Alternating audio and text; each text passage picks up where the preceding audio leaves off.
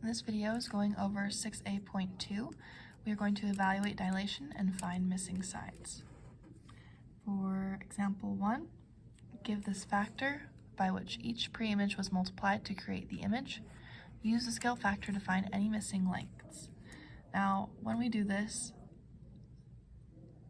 there are multiple ways you can try and find the missing side.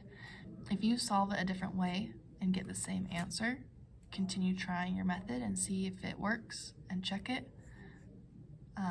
As long as you match what I have, you are good. So question A, I'm given this triangle. This is my pre-image. This is what I start with.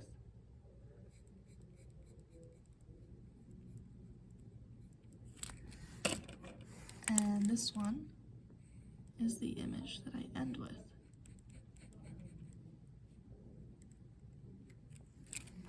So in order to get from my start to my end, my 1.5 was made into a 3.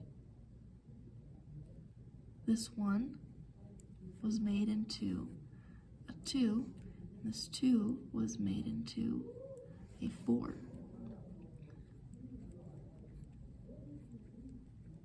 If I identify the scale factor for this image, my pre-image was multiplied by 2. 1.5 times 2 is 3. 2 times 2 is 4. 1 times 2 is 2. There is my scale factor. Question B. This is my start.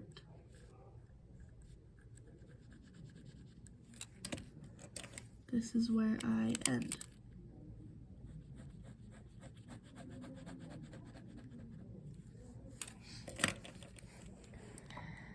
One goes to x. 2 becomes a 6. 1.5 becomes a 4.5. 1.5 becomes a z. 1 becomes y. I'm going to find the scale factor. For the scale factor, in order for 2 to become a 6, that means I am multiplying by 3.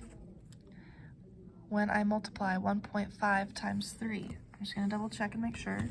1.5 times 3 makes a 4.5. So if this is my scale factor, I can now find x by saying 1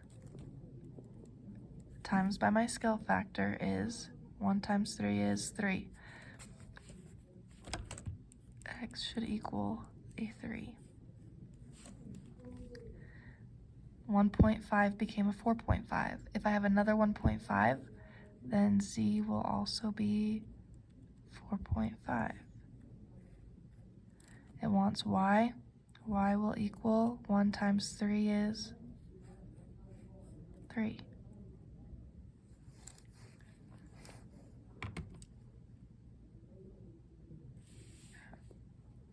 Question C. This is my pre-image. This is where I start. Oops, I did green and start.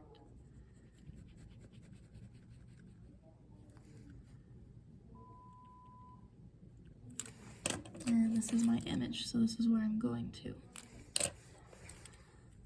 2 goes to B, A goes to 2.5, 8 goes to 2. How do I get 8 to go to 2? 8 to 2.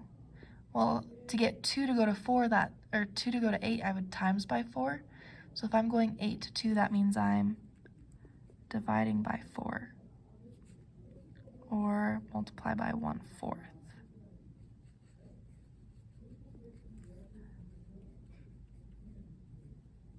Scale factor, 1/4 of the image. Now I'm going to find the missing lengths. 2, 1/4 of it is 0.5. They have it written as decimals, so I'm just going to leave it as a decimal. B is equal to 0.5. Then 8 went to 2. Now I have to reverse it. If I'm going backwards, that means I have to times it by 4. So I'm going to do 2.5 times 4. This should be a 10 right here.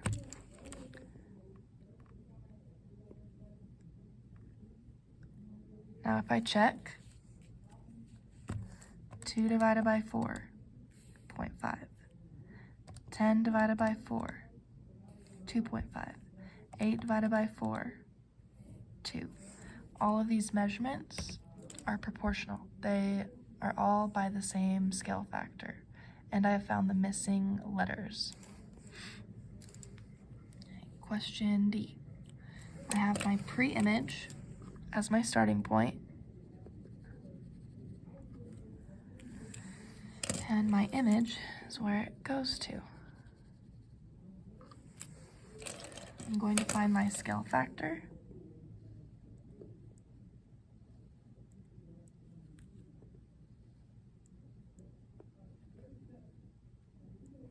All right. So far, 1.5 went to a letter, a letter, a letter. 4 to 6 is the only one that I really have currently. So I'm going to check how I get 4 to become a 6. So I'm going to check. I'm going to reverse it. What is 6 divided by 4? 1.5. I'm going to see if it works. 4 times 1.5. It works. So I'm multiplying by 1.5 each time.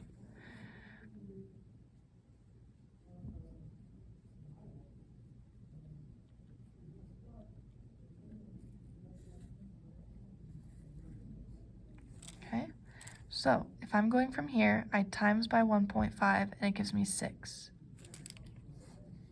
I'm going to find the missing letters. So once again, just checking.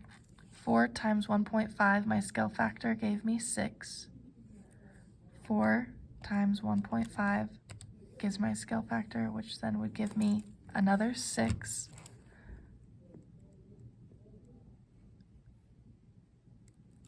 1.5 times 1.5 gives me 2.25.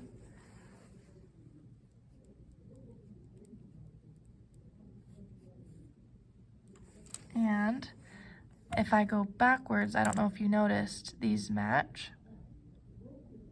So if I wanted to, I could just check. I'm just going to do 2.25 divided by 1.5 because I'm going backwards. And that gives me that E is 1.5. And we have found all of the missing letters.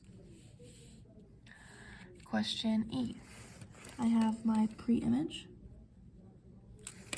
and where it went to, my new image. I have that 2 became a 10, which means that that's where that one goes. So, my scale factor.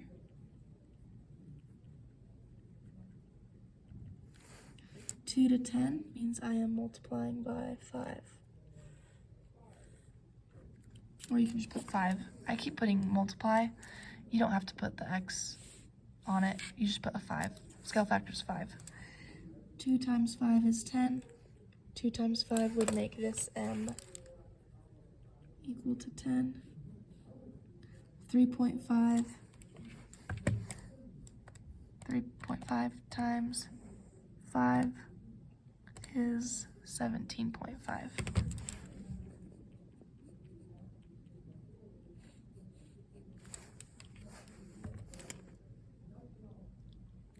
So just times everything by 5. Times by 5. Okay. F. I have 2 triangles. You only see one image really, but when I take it out, the pre-image is the small triangle.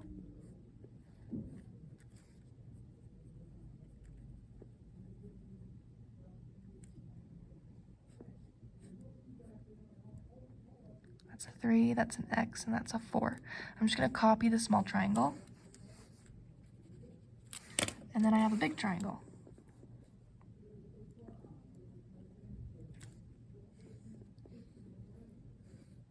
And it tells me that the large triangle is Y for the full thing, 9, and 12 for the full thing. Notice these represent the full length. Okay? Now, from there, I can find the scale factor.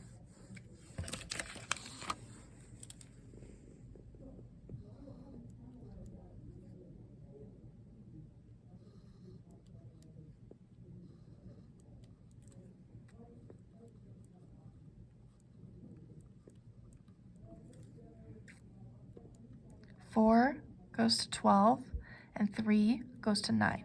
That is multiplying by 3. There's my scale factor. Now, there are multiple ways to solve for x and for y. I'm going to do Pythagorean theorem, just to make it easy. So, when I solve for x, I would do 3 squared plus 4 squared equals the hypotenuse squared. 3 squared plus 4 squared, that'd be 9 plus 16. 9 plus 16 is 25. And then I square root to get rid of the power. And I find that x is a 5. X is 5. X is done. If I find y, I'm just going to apply the same thing. 9 squared plus 12 squared equals y squared, the hypotenuse squared. 9 squared is 81, 12 squared is 144. That'd be 8, 9, 10, 12, 225. And when I square root it, we get 25. I'm going to double check it. Second, square root 225. Oh, I was way off. 15, not 25.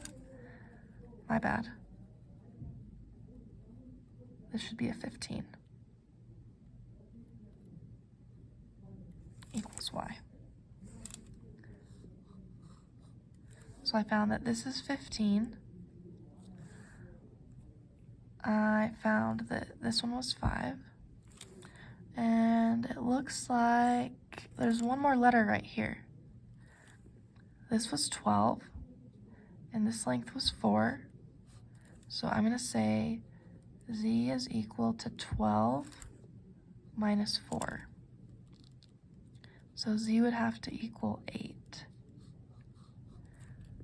8, 9, 10, 11, 12. Then 8 and 4 together make that 12.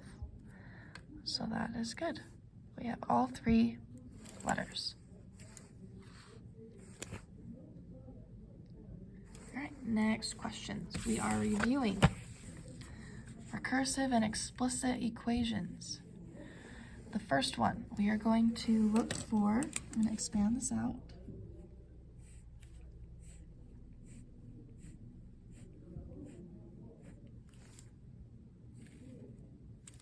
And I need a 0. I need the y-intercept. So when I look for the pattern, 2 plus 1 is 3.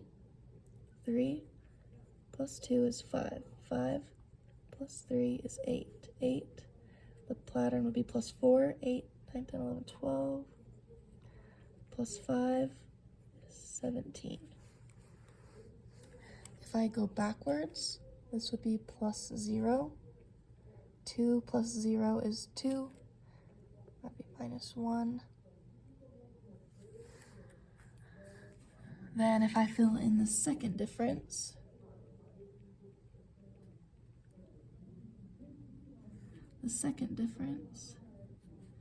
would be going up by 1 each time. Okay. That table, based off of the pattern here, because this is a changing pattern, it is a quadratic.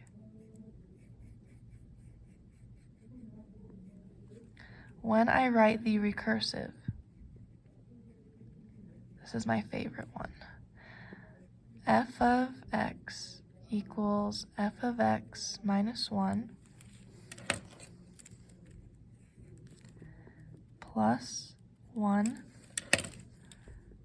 x, and the y-intercept is minus 1. And that is the recursive formula for the quadratic.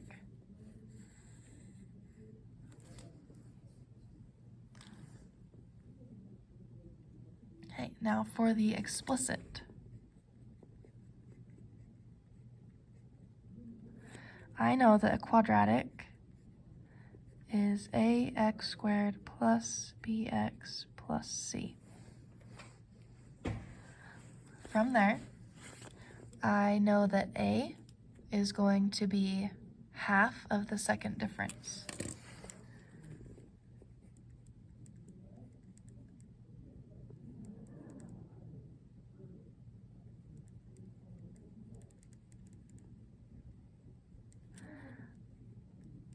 So 1 cut in half is 1/2.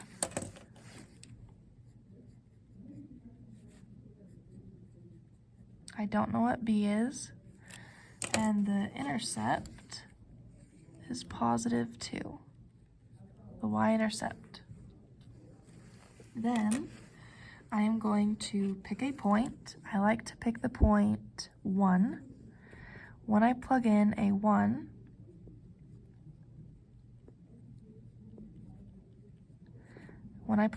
it should equal 2. Now I'm going to solve it and try and find b.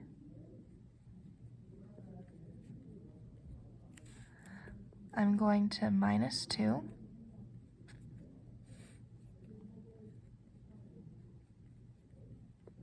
And I'm going to minus the 1/2.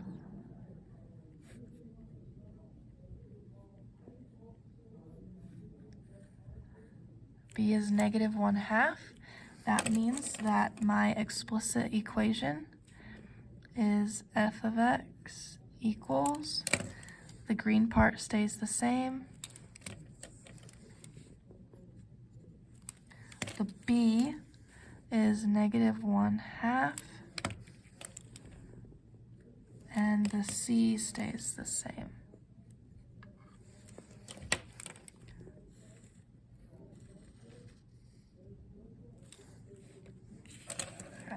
Now, I'm going to show you something I just found. If you struggle with this and you want to check your work, right? This is to check your work. You can click on your calculator, Stat. You're going to edit. You want to clear your lists, and I'm going to enter my table. 1, 2, 3, 4. Then 2, 3, 5, 8. Then I'm going to click Stat, arrow over. Now you have to do the work though. You still have to do this work to determine what type of function it is, because if I go through and I say that I want a linear regression, it's going to build a line. I don't want a line. This is not a line. This is a quadratic. So I need a quadratic regression. Enter, enter, enter, enter, enter, enter. It tells me that a is 0.5. A is 0.5. 0.5 is the same thing as a half. X squared minus 0.5, same thing, positive 2. So if you want to check your work, this will help you find the quadratic function for the explicit version. Okay. You're welcome to play with that. Next one. I'm going to fill in my table.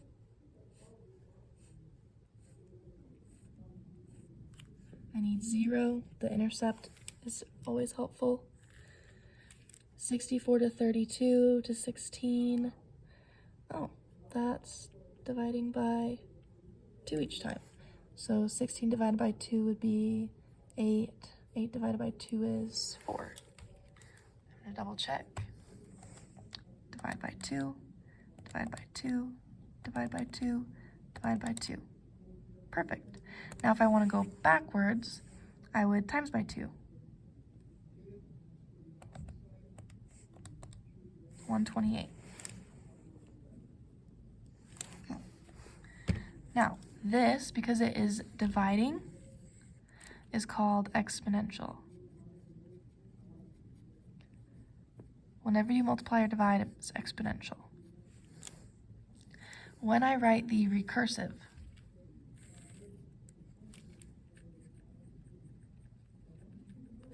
it is f of x equals f of x minus 1. So to say divide by 2, I'm going to put times by 1/2. Just taking half each time.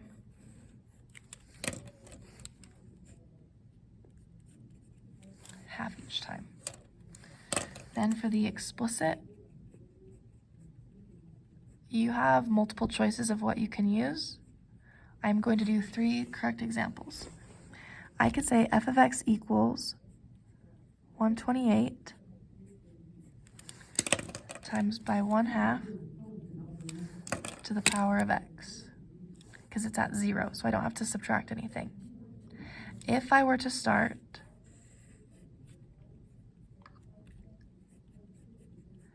with the 64, and I cut it in half, I would have to adjust my power to be minus 1. Likewise, if I choose to start with 32, I have to adjust my power to say that I was at the second term.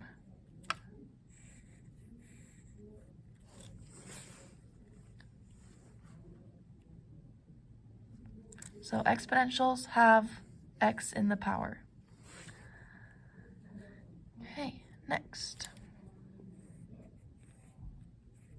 And you may pick. All of these are correct. Example 4.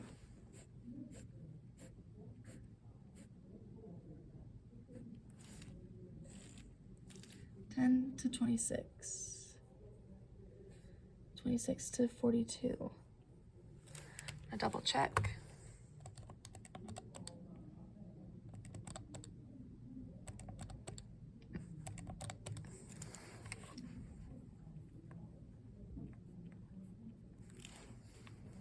Okay, it's adding 16 each time.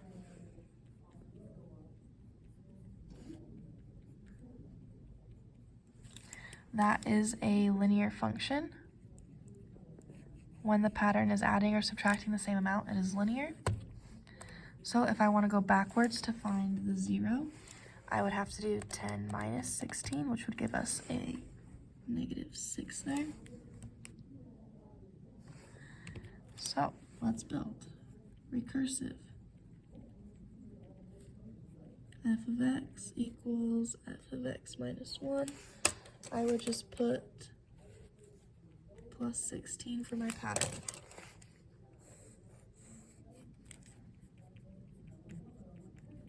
Explicit, you have multiple options. The first one, I could say f of x equals my slope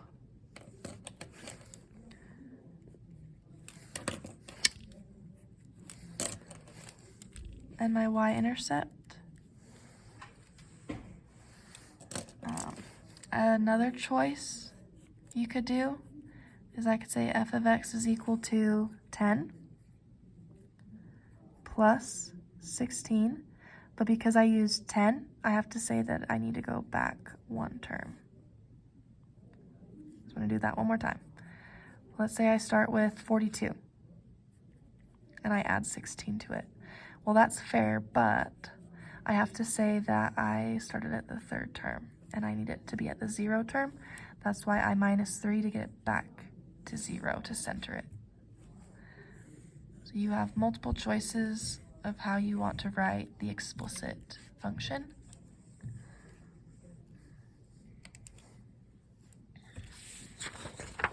On the last section, all we have to do is identify. So example 5, we're just identifying 7 to 12 to 19, 7, 8, 9, 10, 11, 12, 12 to 19 is plus 7, 19 to 28, plus 9, 5, 7, 8, 9. That is quadratic. Next one, I have a graph. This is curving up. That is exponential. They can curve down as well, but they flatten out, right? If it curves back up, it'd be quadratic, but because it just keeps going, it's exponential. I have an x squared, quadratic.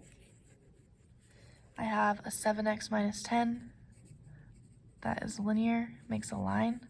It's in the form mx plus b. Sorry, this is getting a little messy. And next I have a U shape. It's called a parabola. That is a quadratic. And example 10. Oh, they're being mean. They didn't even go in order. 2, 3, 4, 5, 6. Oh, they're missing. Okay. 7, 6, 5. That'd be a gap of 5. 7 to 14 is a gap of 7. 14 to 25 is a gap of 11. Okay. Negative 5 to 5 is adding 10. 5 to 19 is adding 14. Then this is adding 19 to 41. Let's see. 41 minus 19. 22. Okay. I'm going to divide and see if they equal all the same. So 10 divided by 5 is 2. 14 divided by 7 is adding 2. 22 divided by 11 is adding 2 as well. They're adding 2 each step. That is linear. If you have any questions, let me know.